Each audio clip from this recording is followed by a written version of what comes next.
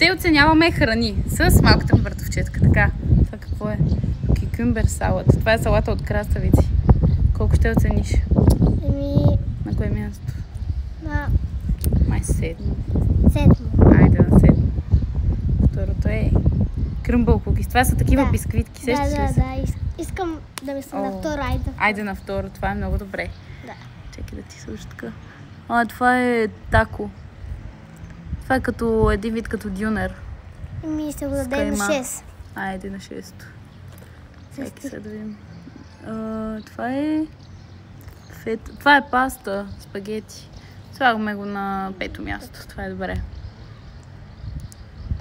Това са такива ягоди, замразени. В смисъл, това е с захар отгоре и се замразява и е хрупко. Дай да го сложим на 8.